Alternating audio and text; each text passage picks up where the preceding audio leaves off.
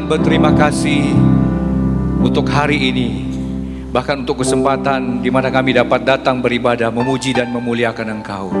Bersyukur dan berterima kasih untuk kebaikan dan kasih setiamu dalam kehidupan kami. Terima kasih Tuhan, biarlah pujian kami, kesaksian kami yang sudah sampaikan boleh menyenangkan akan hati Engkau, karena itulah menjadi kerinduan kami. Engkau yang layak dipuji, Engkau yang layak diagungkan, Engkau yang layak dimuliakan Tuhan. Terima kasih Bapa, dan tiba saatnya kami akan mendengarkan sabda firman-Mu. Mari Tuhan, Engkau urapi hamba-Mu, bahkan urapi setiap hati kami, sehingga setiap pesan firman yang ditaburkan dapat tertanam di setiap hati kami, di hati yang baik, sehingga dapat bertumbuh, berbuah-buah untuk kemuliaan bagi nama-Mu ya Tuhan.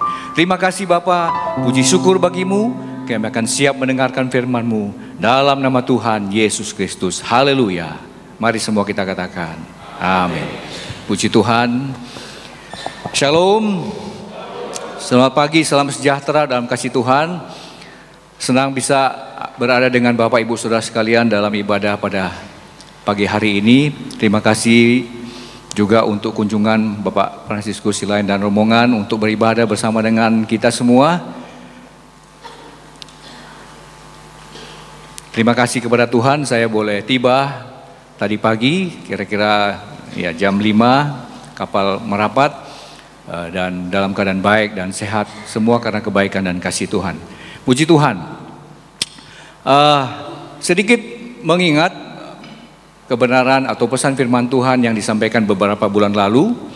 Di bulan September kita belajar firman Tuhan tentang sunergos atau menjadi kawan sekerja Allah.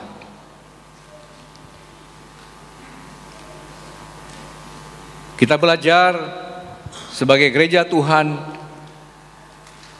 untuk memperlengkapi orang-orang kudus dalam pekerjaan pelayanan seperti yang ditulis dalam kitab Efesus 4 ayat 11 dan 12.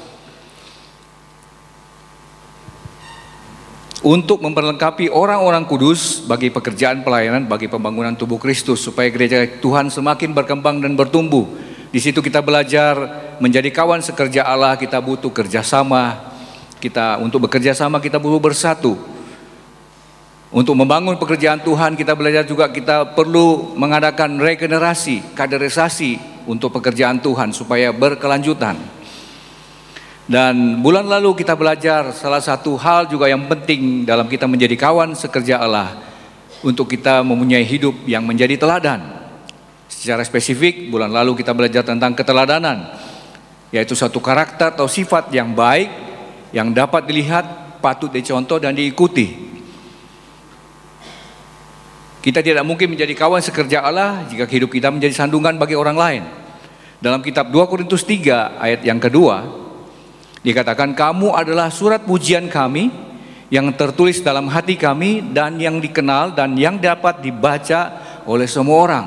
Sebagai anak-anak Tuhan, tadi disampaikan, orang yang percaya kepada Tuhan bukan beragama Kristen, kehidupan kita bisa dikenal dan dapat dibaca oleh semua orang melalui sikap dan perbuatan kita. Belajar dari hal keteladanan ini, saya ingin sharing satu kesaksian, yaitu dari tokoh dunia yang bernama Mahatma Gandhi. Kita tahu bahwa beliau adalah bapak negarawan India sekaliber Bung Karno-Hatta untuk berjuang bagi kemerdekaan negara India. Dan Mahatma Gandhi ini memperjuangkan kemerdekaan India dengan cara damai. Beliau sangat tertarik dengan ajaran Kristus dan banyak mengutip ajaran dari Tuhan Yesus, khususnya khotbah di bukit dari Matius 6 sampai dengan Matius 7. Sehingga di dalam kantor ditemukan ada kutipan-kutipan ayat-ayat firman Tuhan dari Matius 6 sampai 7 tentang khotbah di bukit, karena beliau sangat tertarik dengan pengajaran Kristus. Nah, seorang misionaris bertanya kepada beliau, kepada Gandhi, dikatakan, sekalipun Anda sering mengutip kata-kata Kristus, mengapa Anda kelihatannya keras menolak untuk menjadi pengikutnya, untuk menjadi orang Kristen? Mahatma Gandhi menjawab, saya tidak pernah menolak Kristus. Saya suka Kristus Anda, tapi saya tidak suka dengan orang Kristen Anda. Jika orang Kristen benar-benar hidup menurut ajaran Kristus seperti yang ditemukan dalam Alkitab, seluruh India sudah menjadi Kristen hari ini. Kenapa kata-kata ini dia lontarkan kepada misionaris ini? Karena ketika dia bekerja sebagai seorang pengacara di Afrika Selatan yang mana menganut paham politik perbedaan warna kulit atau apartheid, seorang Mahatma Gandhi muda sangat tertarik dengan ajaran Kristus dan dimulai memikirkan bagaimana dia untuk masuk jadi orang Kristen dengan ajaran-ajaran yang dia pelajari. Nah, di pagi hari satu hari Minggu di dekat tempat dia tinggal, dia mau berusaha untuk datang ke gereja. Nah, apa yang terjadi ketika dia masuk ke gereja? Kalau sekarang namanya usher. Ada seorang penunggu jemaat, seorang usher bertanya, "Kamu mau kemana? Kamu mau ngapain?" Gandhi muda katakan, "Saya mau beribadah." Dan si usher dikatakan, "Oh sorry, di sini tempat ibadah orang kulit putih. Kamu tidak boleh ke sini. Kamu pulang." Lewat peristiwa itu sangat melukai hati Gandhi, sehingga dia mempunyai pandangan seperti itu. Namun bersyukur bahwa dia katakan bahwa dia tidak pernah menolak Kristus dan ajarannya. Tetapi sangat disayangkan betapa banyak orang Kristen bersikap seperti itu. Nah, ini menjadi satu pelajaran mengenai keteladanan yang diajarkan oleh Tuhan. Untuk hidup kita seperti kata Paulus menjadi seperti surat yang terbuka, yang tidak perlu kita berbicara banyak, tapi orang bisa melihat melalui sikap dan perbuatan kita, kasih kita, bisa dikenal, bisa dibaca oleh semua orang. Pepatah bahasa Inggris mengatakan, action speaks louder, much louder than words. Artinya tindakan perbuatan kita itu berbicara jauh lebih kuat daripada kata-kata. Kita belajar bulan lalu tentang keteladanan. Mari diingatkan kembali sebagai anak-anak Tuhan, jemaat Tuhan yang mau membangun tubuh Kristus. Hidup kita biarlah menjadi hidup yang menjadi teladan bagi orang lain. Karena kita sudah meneladani siapa? Kita meneladani Tuhan Yesus yang menjadi junjungan kita, menjadi teladan utama hidup kita. Nah, puji Tuhan. Pagi ini kita akan belajar firman Tuhan. Saya tergerak, sudah cukup lama pesan firman Tuhan ini ada dalam hati saya. Dan kali ini bisa saya bagikan bagi Bapak Ibu Saudara tentang menjaga hati. Mari sama-sama kita bangkit berdiri, kita akan baca kitab ini. Dalam kitab Amsal pasal ke-4 ayat yang ke-23. Kita akan baca ayat ini bersama-sama. Amsal pasal yang ke-4 ayat yang ke-23. Ya, saya tunggu sampai sudah ketemu semua karena ada yang membuka dengan Alkitab biasa. Amsal pasal 4 ayat yang ke-23. Oke, baik. 2, 3. Jagalah hatimu dengan segala kewaspadaan, karena dari situlah terpancar kehidupan. Puji Tuhan, silakan Bapak Ibu Saudara kembali. Jagalah hatimu dengan segala kewaspadaan, karena dari situlah terpancar kehidupan. Hati merupakan pusat inti yang terdalam dari diri manusia, di mana itu terdapat pikiran, perasaan, kehendak, niat kita. Itu ada di dalam hati. Dan kondisi atau suasana hati kita itu mempengaruhi dan akan menentukan rencana dan tindakan kita.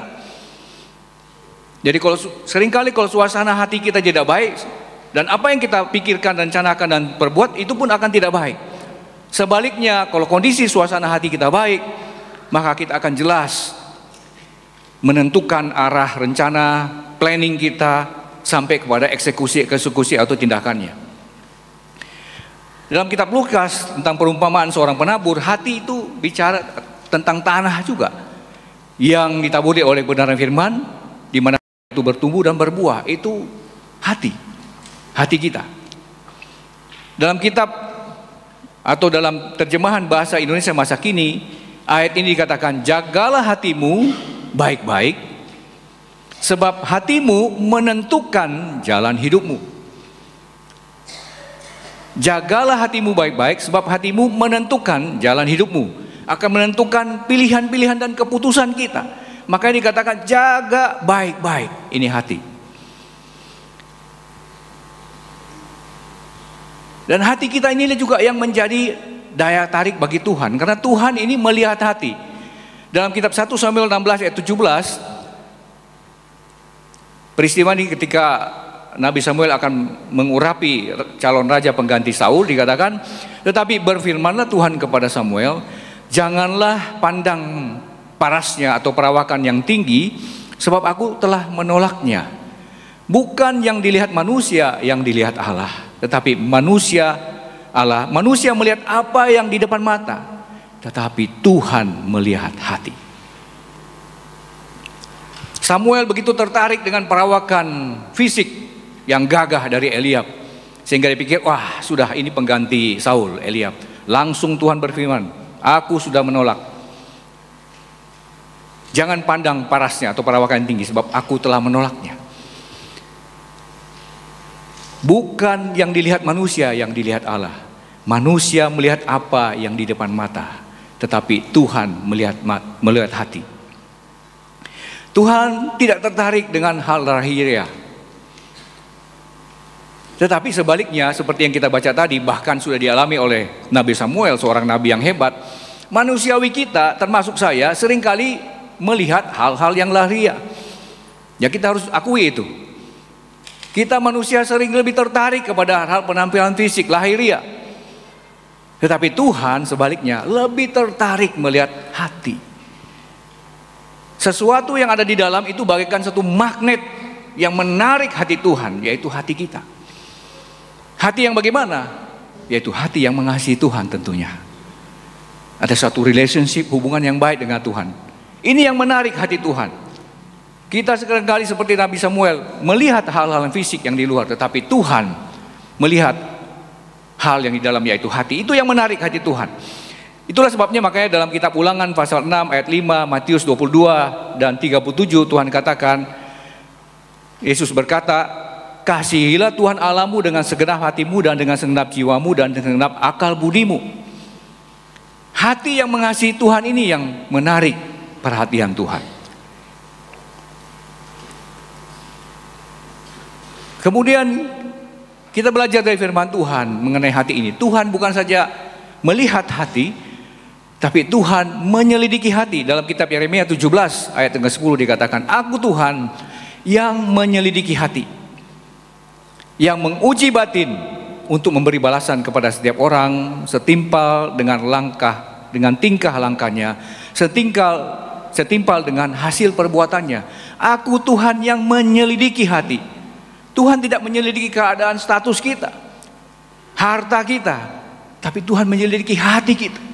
Ini yang menarik hati Tuhan. Tuhan melihat hati, Tuhan menyelidiki hati. Dan satu lagi kita belajar dari hati, heart speaks to heart. Hati berbicara kepada hati. Apa yang dilakukan dengan hati dirasakan dan diterima oleh hati. Itulah sebabnya firman Tuhan dalam Kolose 3 ayat 23, apapun juga yang kamu perbuat, perbuatlah dengan segenap hatimu seperti untuk Tuhan dan bukan untuk manusia. Jadi apa yang kita lakukan dengan segenap hati bisa dirasakan oleh orang dengan segenap hati. Terlihat dalam hubungan kita, relationship kita. Khususnya hubungan kita dengan Tuhan dan dengan sesama. Hubungan dalam keluarga, dalam pekerjaan, usaha, pelayanan. Kita bisa rasakan, kalau dilakukan dengan segenap hati, itu hati bisa rasakan. Kalau istri memasak dengan hati, wah suami bisa rasa itu sedap. Ya, walaupun agak garam sedikit, obat tawar, tapi kalau dilakukan dengan hati, wah sedap. Apalagi memang masakannya enak. Tapi kalau sambil masak dengan ngomel-ngomel, waduh. Ya, itu contoh yang sederhana. Dalam saudara bekerja dengan hati, kelihatan hasilnya. Saya baru 2 minggu datang dari China untuk belajar di sana.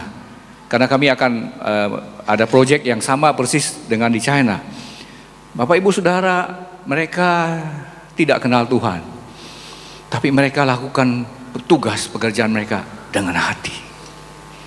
Selama bekerja tidak ada yang pegang HP. Kerja wis kerja, orang Jawa bilang. Kerja ya kerja. Sungguh-sungguh, bek yang bersih betul-betul. Lap-lap betul bek yang bersih. Sehingga ketika kami, ini mesin sudah 10 tahun lebih, tapi seperti mesin baru. Karena betul-betul mereka lakukan dengan baik, dengan hati. Kelihatan hasilnya, bisa dirasakan. Hubungan seperti saya katakan tadi, kita dengan suami istri, orang tua anak, kalau cuma basa-basi, itu bisa rasa. Apalagi kalau orang sudah punya pengalaman hidup yang matang, dapat rasa apakah orang ini hanya cuma bicara atau memang melakukan dengan hati. Heart speaks to heart. Kita bisa merasakan itu ketika kita. Oleh sebab itu, ini hal yang penting. Seperti saya katakan tadi, hubungan suami istri, kalau ada dari hati dengan kasih, sekalipun mungkin sudah 50 tahun, udah wedding, golden wedding,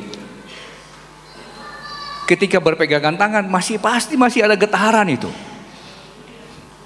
Jangan baru 5 tahun menikah, satu di sana, satu di sini, karena sudah tidak ada hati.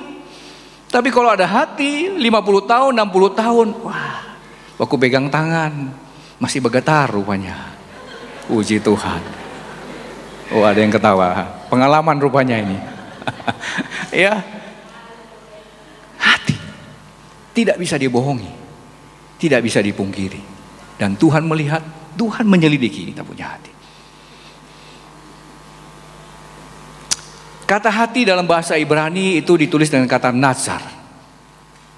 Artinya menjaga, memelihara, memperhatikan, mempertahankan.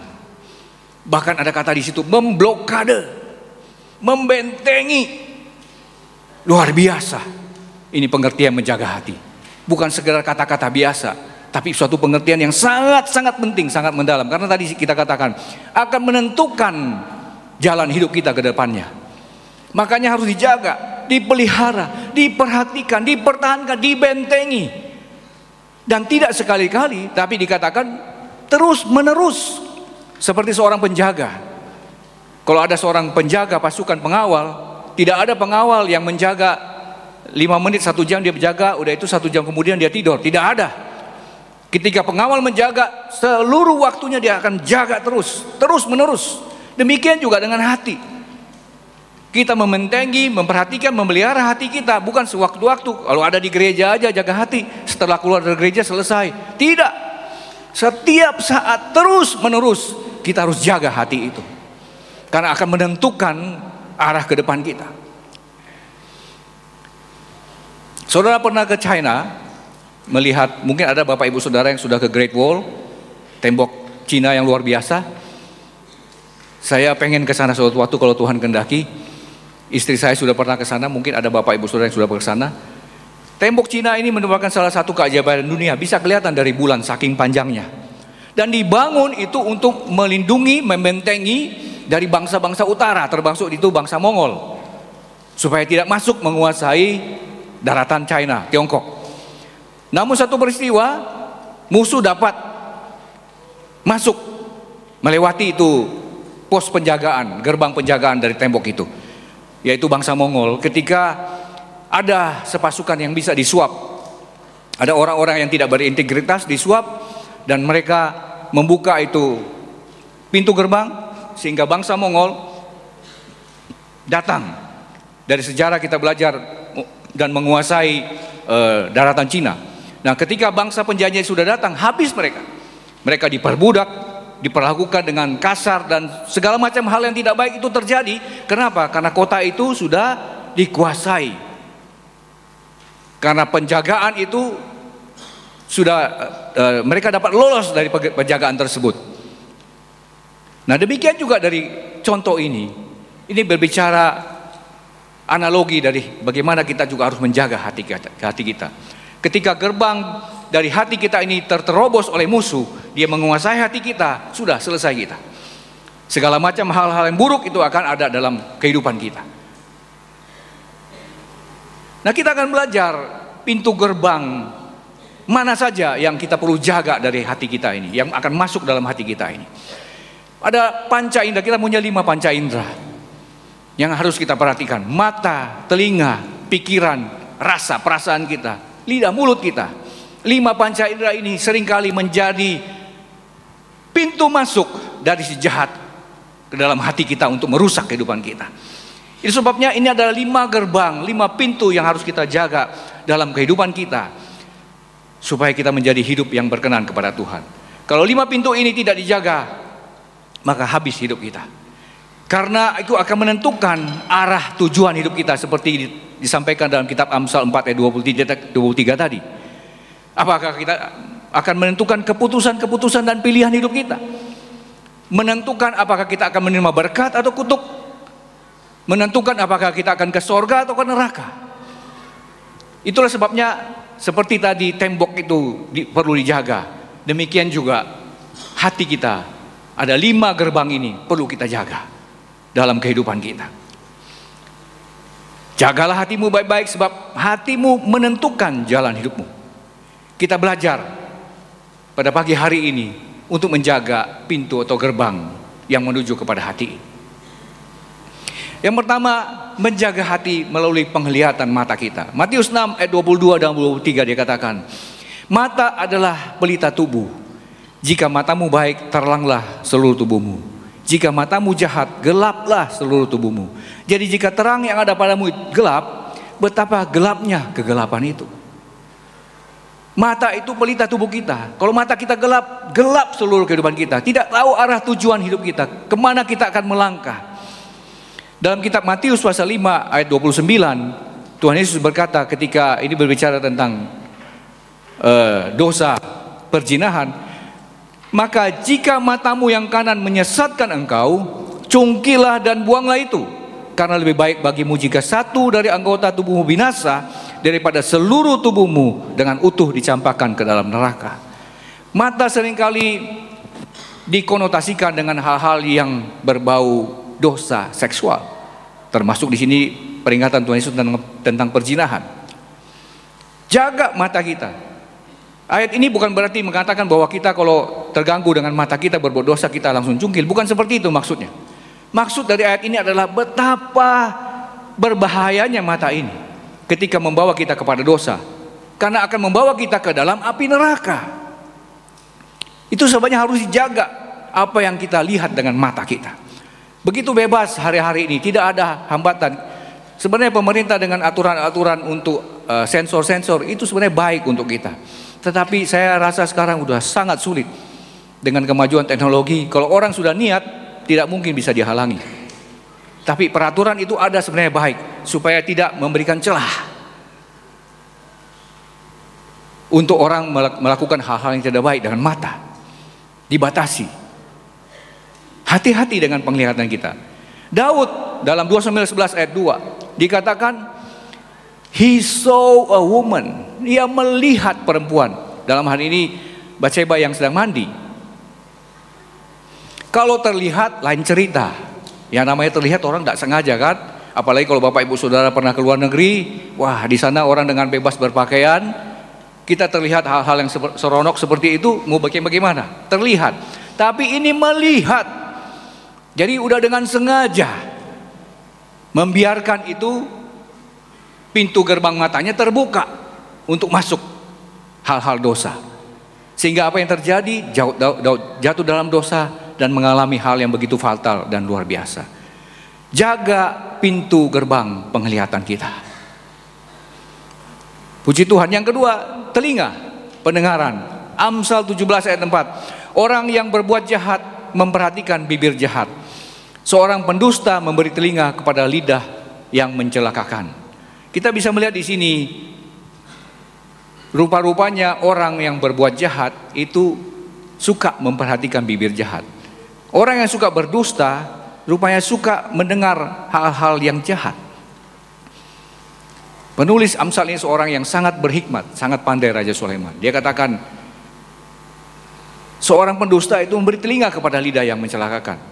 Berbuat jahat memperhatikan bibir jahat.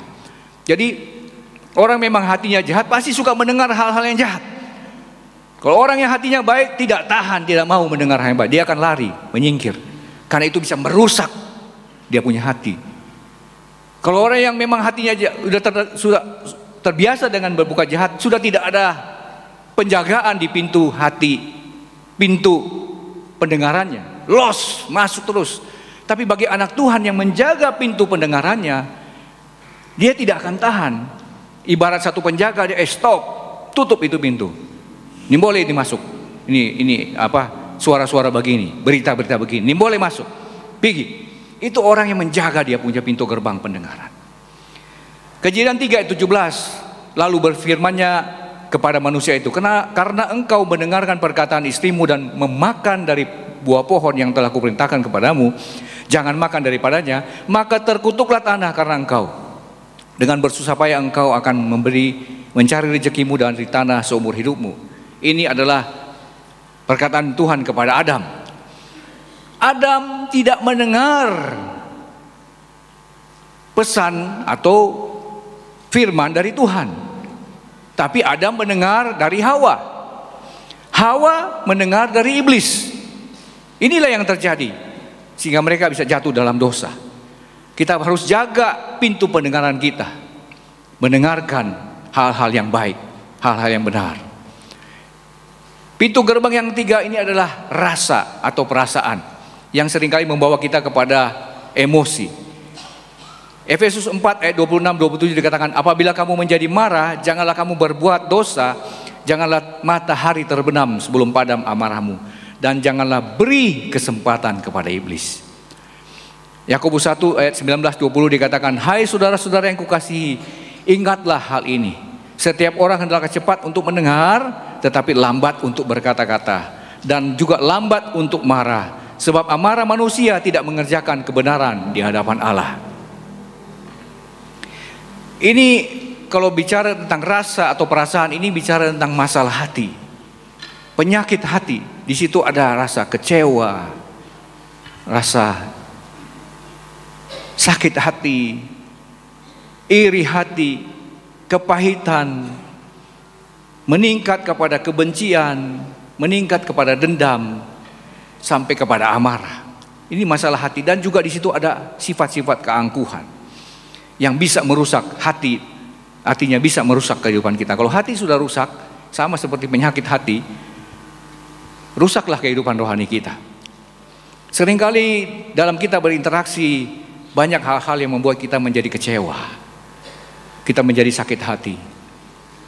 Itulah manusiawi kita. Kita masih, seperti yang seringkali saya katakan, kita masih ada dalam dunia. Kita tidak bisa mengharapkan orang sempurna. Tidak ada yang sempurna dalam dunia ini, termasuk kami sebagai hamba Tuhan. Hanya Tuhan yang sempurna. Jadi jangan mengharapkan kesempurnaan sehingga apa yang orang lakukan selalu sesuai dengan kehendak kita, maunya kita. Tidak mungkin. Kemanapun saudara pergi tidak mungkin akan ketemu seperti itu. Kita harus terima kenyataan ini, bahwa kita hidup dalam dunia yang penuh dengan dosa ini, penuh dengan ketidaksempurnaan. Justru kita merindukan kesempurnaan ketika nanti kita masuk dalam sorga. Kita mempunyai satu pribadi yang sempurna, hanya Tuhan yang kita junjung, yang kita agungkan, yang kita tinggikan. Jangan mengharapkan kesempurnaan dari manusia, termasuk kami sebagai pendeta, sebagai hamba Tuhan. Kami manusia, tidak luput dari kesalahan kekurangan. Bukan berarti itu menjadi alasan, kita juga terus memperbaiki diri. Sebab itu Bapak Ibu Saudara, jangan mau hati kita dipengaruhi oleh si jahat, oleh si iblis itu untuk kita mudah kecewa, kita mudah sakit hati, kita mudah minder dan sebagainya. Jangan. Karena itulah manusia, biasa.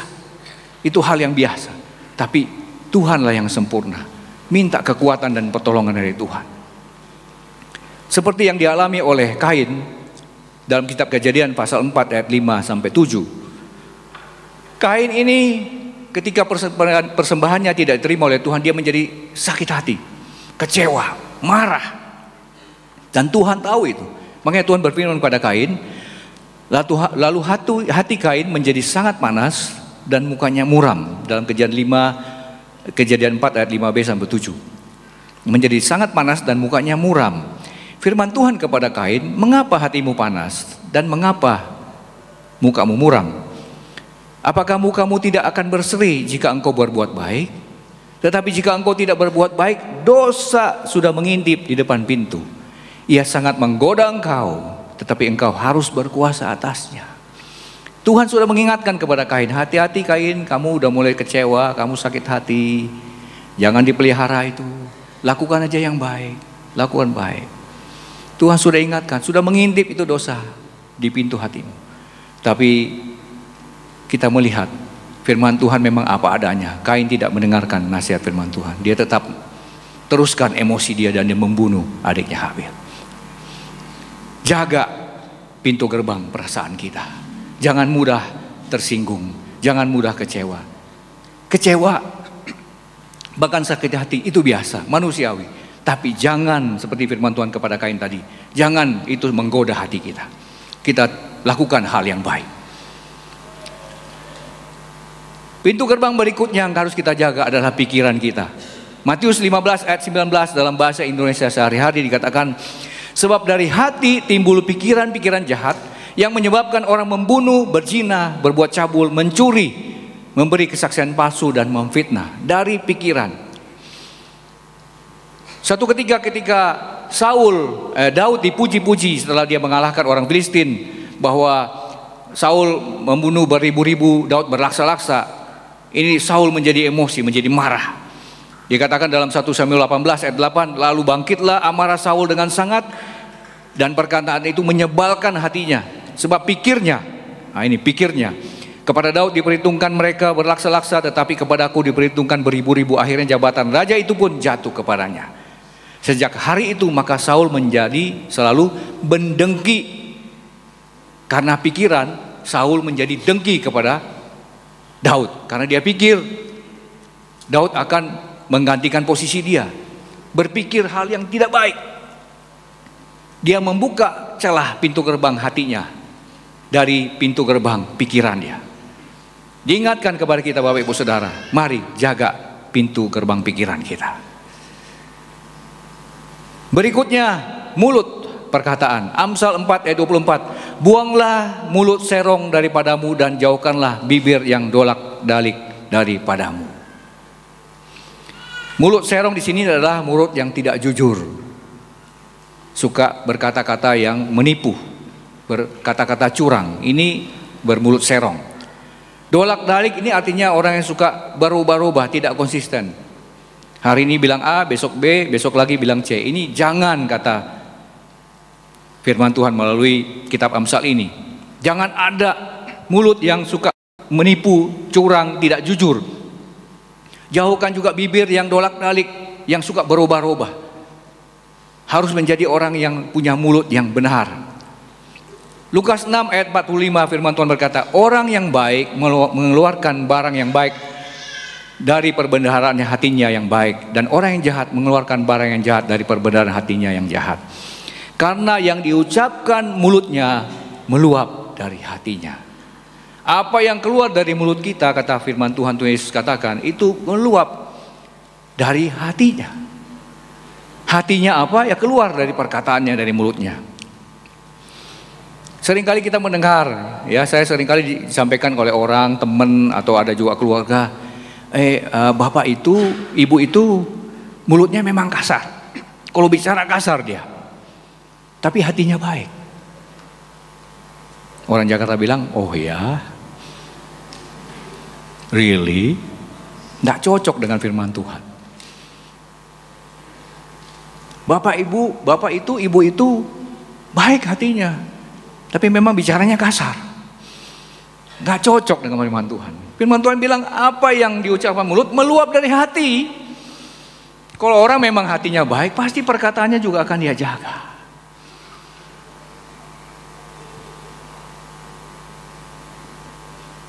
Jaga pintu perkataan kita. Haleluya. Tambahan selain dari 5 pintu gerbang yang menuju hati kita yang perlu kita jaga, satu hal yang ingin saya bagikan kepada saudara, pergaulan.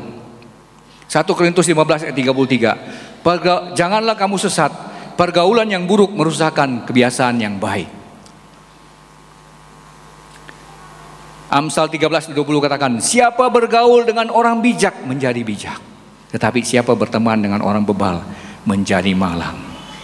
Orang dunia, Bapak Ibu Saudara, teman-teman saya, mereka suka sekali mencari orang-orang yang para pimpinan-pimpinan yang bisa diajak berdiskusi, bisa diajak ngobrol, yang memang hidupnya berprestasi, bijaksana.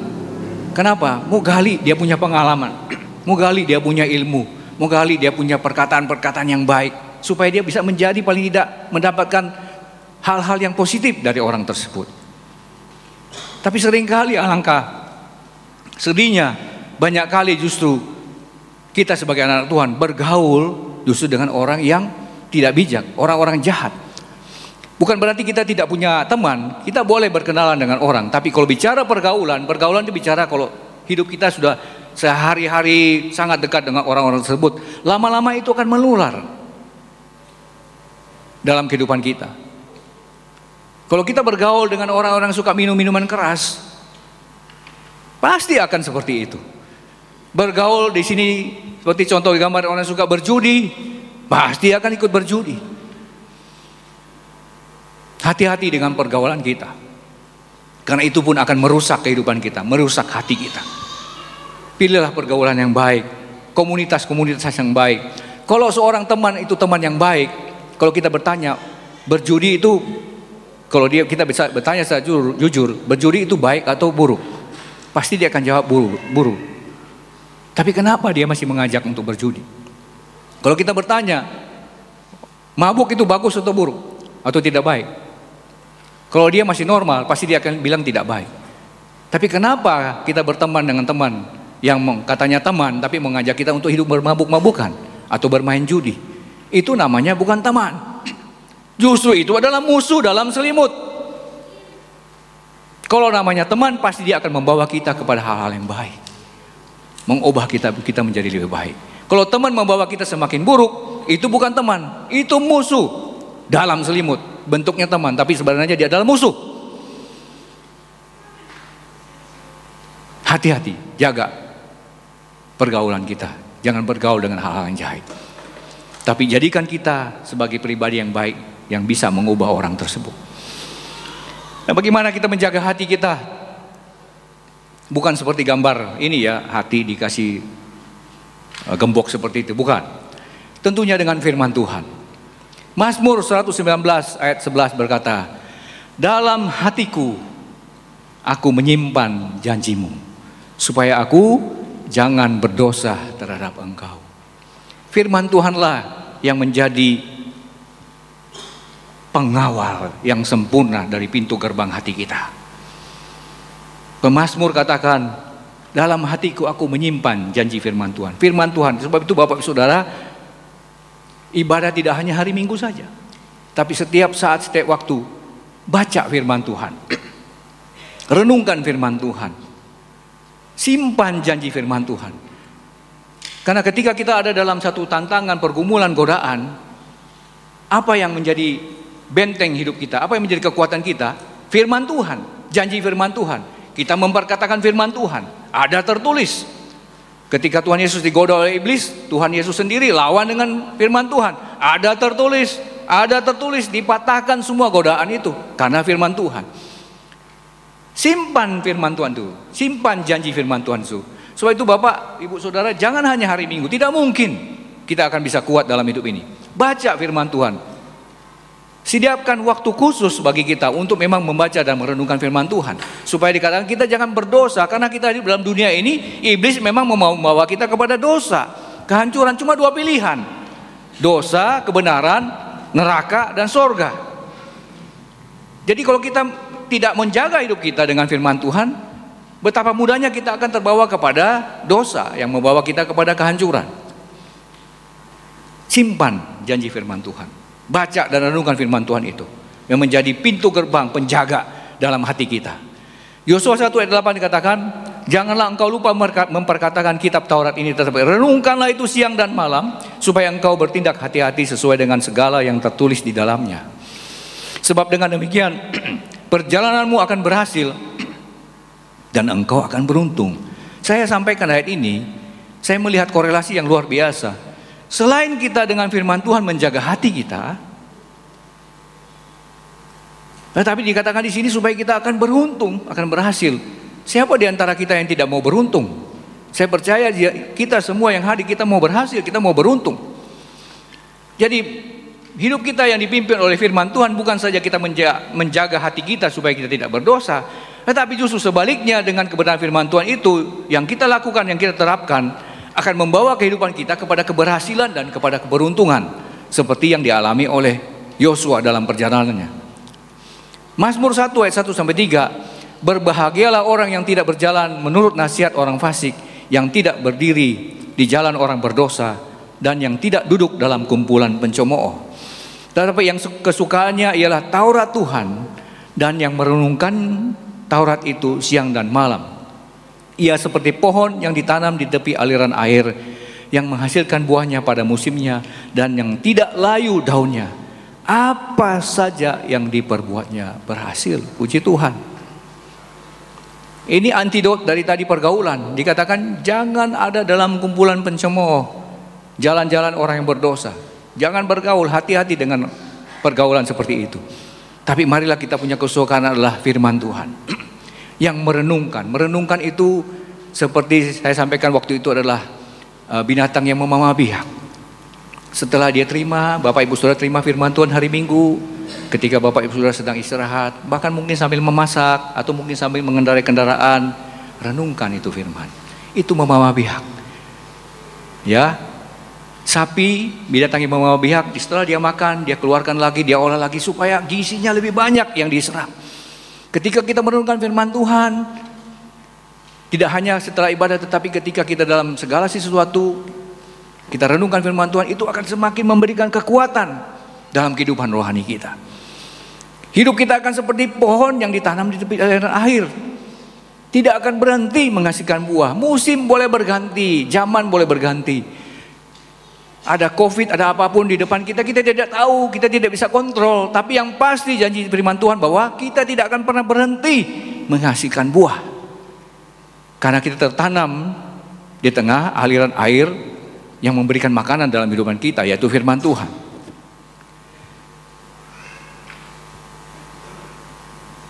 Mata kita, Mazmur 119 ayat 105, dijaga dengan firman Tuhan. Firman-Mu itu pelita bagi kakiku dan terang bagi jalanku. Secara fisik kita butuh mata. Firman Tuhan itu menjadi pelita bagi jalan hidup kita. Di tengah dunia ini kelihatannya terang, tetapi kita hidup dalam kegelapan. Dosa sudah membutakan, menggelapkan. Fisik mungkin mata kita bisa melihat, tetapi secara rohani dunia ini, dosa ini sudah menggelapkan. Nah, firman ini yang menerangi setiap langkah hidup kita. Pelita bagi kaki kita, terang bagi jalan. Terang itu bicara menerangi jalan kita, sepanjang perjalanan kita. Tetapi juga kita butuh pelita bagi kaki kita. Artinya apa? Setiap hari, step by step, kita butuh pelita dalam langkah perjalanan hidup kita. Memang ada terang, tapi kita tetap butuh pelita itu setiap hari menerangi langkah-langkah hidup kita dalam perjalanan ini. Telinga, Roma 10 ayat 17 berkata, jadi iman timbul dari pendengaran, dan pendengaran oleh firman Kristus. Haleluya. Jangan dengar hal-hal yang membuat kita menjadi jatuh dalam dosa jahat, tapi dengarkanlah firman Tuhan sehingga timbul iman. Iman itu yang memberikan kita kekuatan, memberikan satu power. Kuasa Tuhan bekerja ketika kita beriman dalam hidup ini. Dari mana iman itu datang? Mendengar firman Tuhan. Pikiran, Efesus 4 ayat 8. Jadi akhirnya saudara-saudara, semua yang benar, semua yang mulia, semua yang adil, semua yang suci, semua yang manis, semua yang sedap didengar, semua yang disebut kebajikan dan patut dipuji, pikirkanlah semuanya itu. Haleluya. Jangan kasih kesempatan pikiran negatif, Bapak Ibu Saudara. Terlalu sayang kita punya hati, orang punya hati diisi dengan hal seperti itu. Isi dengan hal-hal yang baik. Puji Tuhan. Perasaan emosi kita, firman Tuhan juga menguduskan itu. Kebenaran firman Tuhan menguduskan hati kita. 1 Petrus 1 ayat 22 dikatakan, karena kamu telah menyucikan dirimu oleh ketaatan kepada kebenaran, sehingga kamu dapat mengamalkan kasih persaudaraan yang tulus ikhlas. Hendaklah kamu bersungguh-sungguh saling mengasihi dengan segenap hatimu. Dengan ketaatan kita kepada firman Tuhan, kepada kebenaran, hidup kita disucikan. Salah satu fungsi firman Tuhan adalah menyucikan. Setiap hari kita melihat, kita mendengar, kita merasakan hal-hal yang bisa mengotori hati kita. Setiap waktu, setiap saat. Ketaatan kita kepada firman Tuhan itulah yang menyucikan itu. Haleluya. Perkataan dalam kitab Efesus pasal 2 ayat 9 dikatakan, jangan ada perkataan kotor keluar dari mulutmu, tetapi pakailah perkataan yang baik untuk membangun di mana perlu, supaya mereka yang mendengarnya beroleh kasih karunia. Bapak Ibu Saudara, ketika kita bercakap-cakap, entah itu dalam situasi apapun dimanapun berada, mulailah dengan perkataan-perkataan yang baik, yang membangun. Biarlah kata-kata kita itu kata-kata yang manis, kata-kata yang benar, kata-kata yang sedap didengar. Bukan mau puji-puji, bukan. Yang dasarnya karena firman Tuhan mendorong, mengingatkan, sedap didengar.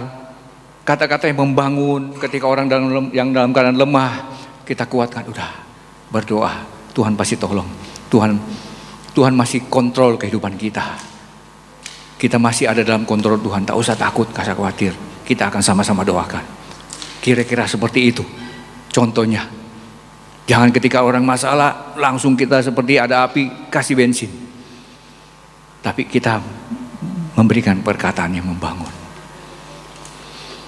Sekali lagi Bapak Ibu Saudara, hidup ini terlalu mahal, terlalu berharga. Siapa bisa bayar 1 detik sampai hidup?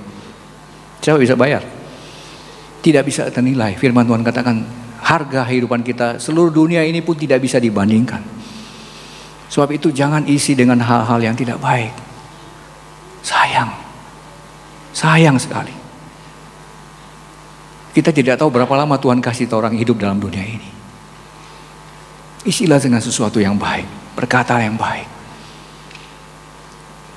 Dan saya katakan tadi, firman Tuhan bilang, ini menjaga hati ini bukan hanya di gereja, setiap waktu, setiap saat. Orang harus jaga. Doa. Matius 26:41, berjaga-jagalah dan berdoalah supaya kamu jangan jatuh ke dalam pencobaan. Roh memang penurut, tetapi daging lemah. Kita menjaga hati kita dengan berdoa, berjaga-jaga. Daniel 6:11b dikatakan, dalam kamar atasnya ada tingkap-tingkap yang terbuka ke arah Yerusalem. 3 kali sehari ia berlutut, berdoa serta memuji Allahnya seperti yang biasa dilakukannya. Kita berjaga-jaga, berdoa untuk menjaga hati kita. Daniel ketika diperhadapkan dengan fitnahan yang begitu keji oleh orang-orang yang iri hati kepadanya, dia tidak marah. Dia bisa saja datang melapor kepada Raja Darius yang memang sayang kepada Daniel, tapi itu tidak dilakukan. Daniel hanya datang kepada Tuhan. Dia berlutut dan berdoa. Ada orang yang menyakiti kita, sekalipun mungkin istilahnya kita punya backingan kuat, tetap datang kepada Tuhan, sampaikan kepada Tuhan seperti Daniel, dan Tuhan nyatakan pembelaan yang begitu luar biasa. Haleluya. Filipi 4:6-7, janganlah hendaknya kamu khawatir tentang apapun juga, tetapi nyatakanlah dalam segala hal keinginanmu kepada Allah dalam doa dan permohonan dengan ucapan syukur. Damai sejahtera Allah yang melampaui segala akal akan memelihara hati dan pikiranmu dalam Kristus Yesus. Hal apapun kita sampaikan kepada Tuhan dalam doa, permohonan kepada Tuhan. Dikatakan damai sejahtera Allah akan memelihara hati kita. Dengan doa permohonan kita kepada Tuhan, Tuhan akan penuhi hati kita dengan damai sejahtera dari Tuhan. Berikutnya firman Tuhan, doa. Yang berikutnya fokus hanya pada Yesus. Ibrani 12:2 dikatakan, marilah kita melakukannya dengan mata yang tertuju kepada Yesus yang memimpin kita dalam iman dan yang membawa iman kita itu kepada kesempurnaan, yang dengan mengabaikan keinahan tekun memikul salib ganti sukacita yang disediakan bagi Dia yang sekarang duduk di sebelah kanan tahta Allah. Saya pernah sampaikan firman Tuhan ini beberapa waktu yang lalu. Fokus hanya pada Tuhan. Jangan lihat salah orang lain. Sekalipun memang kita bisa terganggu, kita hanya fokus kepada Tuhan. Dia menjadi pokok tujuan dalam kehidupan kita dalam dunia ini. Yang sudah menderita, membebaskan kita, mengasihi kita. Kita mau fokus kepada Tuhan. Haleluya. Bapak Ibu Saudara, menjaga hati adalah tugas kita. Kita berkolaborasi dengan Tuhan. Menjaga hati adalah tindakan kolaboratif antara usaha kita dan kuasa Tuhan. Tugas kita secara proaktif menjaga hati. Roh Kudus yang akan menolong dan memelihara hati kita dalam proses tersebut. Menjaga hati bukan tugasnya Tuhan. Kita bisa minta Tuhan menjaga hati, tapi itu bukan tugas Tuhan. Menjaga hati adalah tugas dan tanggung jawab kita. Tuhan bisa menjamah hati kita, bisa menjamah hati seseorang. Tuhan bisa melembutkan hati seseorang. bisa melembutkan hati kita. Tuhan bisa menggerakkan hati kita, hati seorang. Tetapi menjaga hati adalah tugas dan tanggung jawab kita yang harus kita lakukan terus menerus. Itulah sebabnya ketika seorang mengalami jamahan Tuhan, tergerak hatinya oleh Tuhan, dia mau berubah, dilembutkan hatinya, dia terima Tuhan. Tetapi seringkali kita melihat kenyataannya apa? Dia tidak menjaga hati. Yang terjadi apa? Dia berbalik lagi kepada hidup yang lama. Karena apa? Karena tidak menjaga hati. Sebab itu Bapak Ibu Saudara, momentum ketika Tuhan menggerakkan, menjamah, melembutkan hati kita harus dibarengi dengan kita menjaga betul-betul hati kita, memelihara hati kita. Jangan seperti Kain tadi yang kita sudah baca, Saul, bahkan Yudas. Kurang apa Yudas? Tiap hari dengan Tuhan Yesus, melayani bersama Tuhan Yesus, melihat mujizat yang Tuhan Yesus lakukan. Tetapi apa yang terjadi? Yudas tidak menjaga hati. Hatinya dipenuhi dengan keserakahan, cinta akan dunia. Dia berbuat seolah-olah dia membela Tuhan. Tuhan, ini minyak wangi narwastu kalau dijual bisa buat orang miskin. Seakan-akan dia membela Tuhan, tetapi dia seorang pencuri. Dia menjaga hati. Jadi sini kita belajar Kain, Saul, Yudas yang tiap hari bersama Tuhan.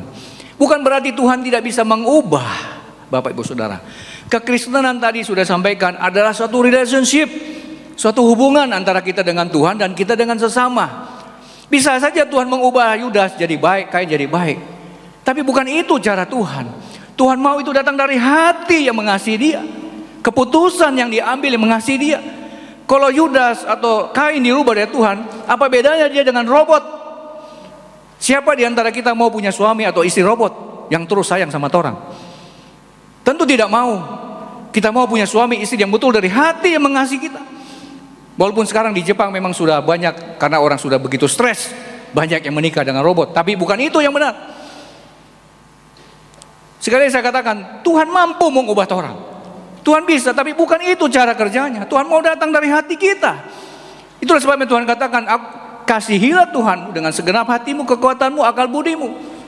Itu adalah inisiatif kita yang mau mengambil keputusan untuk berubah. Saya kadang-kadang bisa bingung, Tuhan kenapa Yudas tiap hari dengan Tuhan? Tiap hari melihat mujizat, tapi akhirnya seperti itu, menjual Tuhan dan binasa seperti itu. Kenapa Tuhan? Karena kembali kepada hati yang tidak dijaga. Bukan berarti Tuhan tidak mampu, tapi itulah keadilan Tuhan, itulah fairness-nya Tuhan. Tuhan tidak memaksa kita, keputusan ada di tangan kita. Tapi Tuhan akan sangat tertarik kepada hati yang mengasihi Dia. Itu akan bagaikan magnet yang menarik hati Tuhan untuk Tuhan datang kepadanya. Bapak Ibu Saudara, mari kita belajar dari ini. Tuhan bisa melembutkan, menjamah, menggerakkan hati kita. Bisa. Tapi tugas kita adalah menjaga hati kita, memanggari, membentengi, jangan sampai si jahat menguasai hati kita. Untuk punya hati yang mengasihi Tuhan. Haleluya. Firman Tuhan dikatakan dalam kitab Lukas 16:27 sampai 31, perumpamaan ketika orang kaya dan Lazarus. Kita sudah tahu peristiwa itu. Ketika orang kaya itu begitu tersiksa, dalam satu percakapan dikatakan, Bapak Abraham, kalau begitu tolong suruh kirim lagi Lazarus. Aku masih punya 5 orang saudara di dunia ini. Jangan sampai mereka masuk seperti aku ke tempat ini yang begitu tersiksa ini. Tolong Tuhan, kirimlah Lazarus supaya mereka bisa bertobat. Apa kata Bapak Abraham yang merupakan perkataan Tuhan Yesus? Di sana ada perkataan para nabi, ada hamba-hamba Tuhan yang menyampaikan firman Tuhan. Masih bernegosiasi lagi orang kaya yang dibilang, tidak Tuhan, kalau ada orang mati, bangkit dari kematian, saudara kami itu akan bertobat. Bapak Abraham menjawab, tidak. Sekalipun ada orang bangkit dari kematian, kalau mereka tidak mendengarkan perkataan para nabi, mereka juga tidak akan bertobat.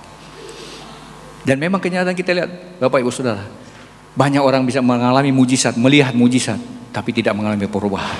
Kenapa? Karena kembali ke sini. kembali kepada hati. Harus dijaga. Harus dijaga baik-baik. Baiklah kita di antara kita sebagai anak-anak Tuhan, kita saling mengasihi, saling memelihara hati, saling menjaga hati, saling mengingatkan. Jangan sampai kita menjadi gereja seperti Mahatma Gandhi tadi.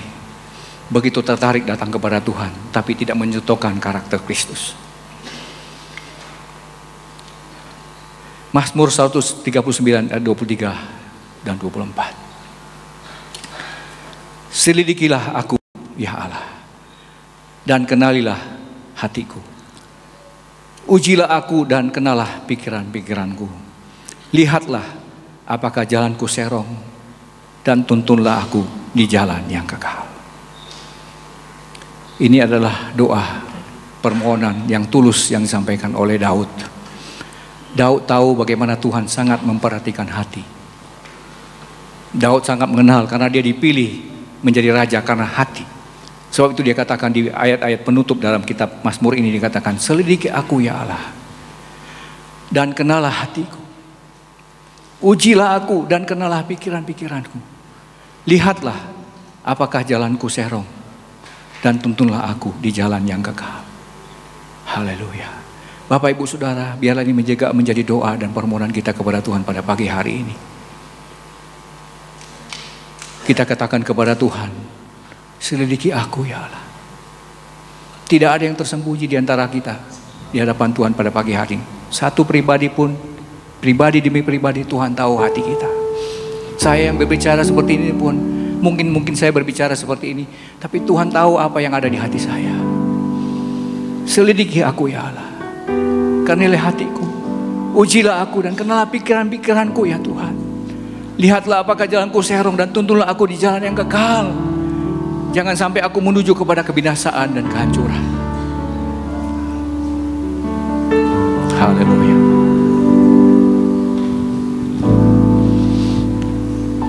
Selidiki aku, lihat hatiku, apakah ku sungguh mengasihimu Yesus. Kau yang Maha tahu dan menilai hidupku, tak ada yang tersembunyi. Mari katakan sekali lagi, selidiki aku ya Tuhan. Selidiki aku, lihat hatiku, apakah ku sungguh mengasihimu Yesus. Engkau yang Maha tahu, Engkau yang menilai hati dan menilai hidup. Tak ada yang tersembunyi bagimu. Aku lihat kebaikanmu yang tak pernah habis di hidupku. Berjuang sampai akhirnya kau dapati aku tenang. Telah kulihat